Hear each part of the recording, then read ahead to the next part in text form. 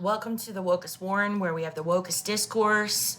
Tonight, we're just going to have a lot of rambling about my ideas about astrology. I think that today, and I don't know this because I read a chart, I know this because I can feel it. Today is a day where people reflect and remember.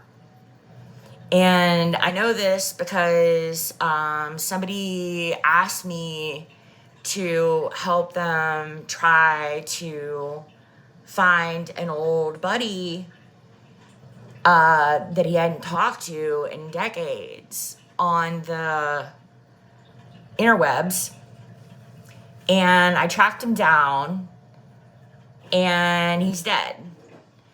And it was like, oh my God. And so then it's like you're stuck on the past because you're remembering this person, but you only know them at some point in the past. There's no current relationship. The relationship is static in time. So that's what I'm talking about. I talk about going to college a lot. I went to college a lot. And I don't think a lot about the time that I spent at Ohio University, although it was very formative to who I am. I went to Ohio University when I was 17 years old, and I was undiagnosed and unmedicated. So I consider it a feat that I survived. I didn't even attempt suicide. Like, I somehow made it through 2 quarters. I was so young and so out of control and just desperately wanting to get diagnosed and get treatment. And every time I went to a doctor, they just like fucking blew me off and said I needed to like exercise. It's unbelievable the way that they used to treat mental illness, which was to not treat it at all and not even diagnose it and not even pretend that like possibly that's the reason why you sleep fucking 16 hours a day. I can't tell you how many times I went to the doctor and was like, I can't get out of bed. Like, I'm sleeping literally 14, 15, 16 hours a day. And they're just like, oh, well, you must be tired. For fucking real. Like, I'm telling you, like, medical health care in the United States is bad. So anyway, I didn't accomplish much when I was at Ohio University because I was literally 17 years old and mentally ill. But most of the people I knew when I was there were people who lived in my dorm. And I lived in this really cool dormitory called Shively Hall. Now that they got rid of DEI, I don't know if Shively Hall is still something they have at Ohio University. I mean, I know the building is still there. But when I was in school back in 1993 and 94, Shively Hall was it was the international dorm. And it was where people volunteered to be part of like a cultural exchange experience of living immersed with people from different countries. So I had a really great experience living there and met like, really cool people. I haven't kept in touch with any of them, but they certainly shaped who I am today. I shared a bathroom and saw naked in the morning women from Japan and Korea and India and Africa. It's like I think that being a formative experience, I could never buy nationalism after that. Like, I could never buy into a nationalist because I understand that people from other countries are really just like us. They love their families, they have hobbies, they have emotions. They're not really any different. Well, anyway, there was this one dude who lived in my dormitory named Kevin. And he was from like Dayton or something, right? But get this.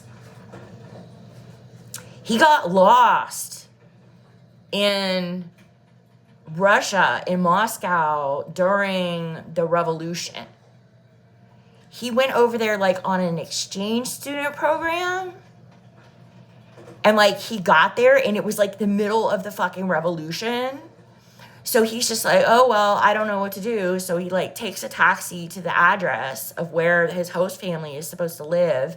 And the place has been taken over by mobsters. And he has like no money and nowhere to go. And he's like a high schooler. Like, what is he going to fucking do? And the mobsters just were like, okay, I guess we have an American boy now. And he like worked for them for like a year and spoke fluent Russian. And I just was thinking like, you know, if things get like really, really bad, where am I gonna run to? And I was just trying different countries on, like, well, I could go to Canada, but they wouldn't take me, you know. But like I would move to Canada in a heartbeat. Like, I love Canada. So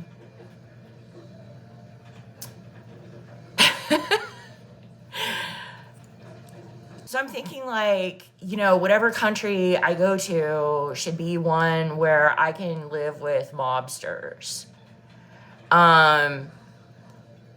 This is a career goal of mine. I want to go live in a third world country and live with gangsters. Don't ask me why. Oh, because if I stick around in the United States, I'm going to get black bagged and sent to a concentration camp. Along with, you know, everyone else who is, you know, whatever you're not supposed to be. Apparently what you're supposed to be is a maniac with way too much plastic surgery.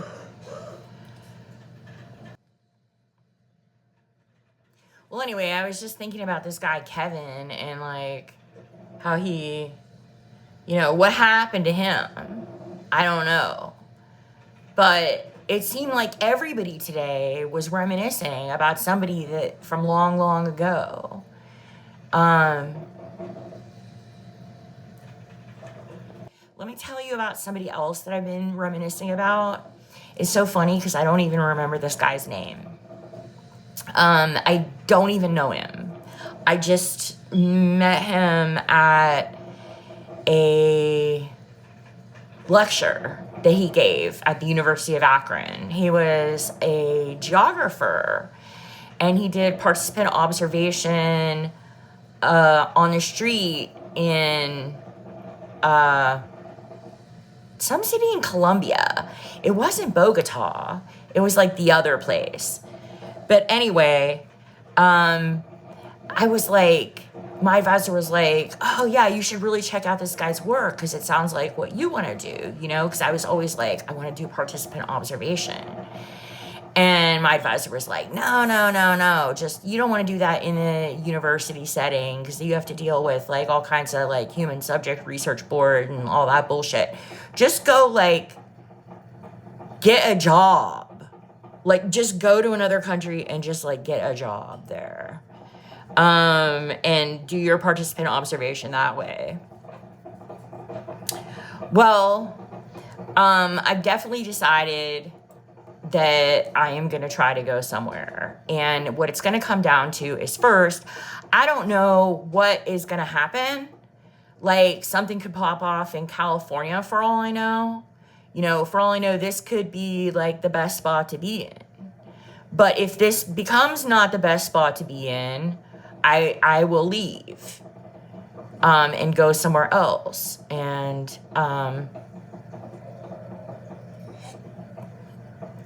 I think it'll be an adventure. Who knows what'll happen? Maybe I'll just go to the camps. I don't know. But yeah, I wonder where you, my friends and family, where like you're gonna go when I go to the camps.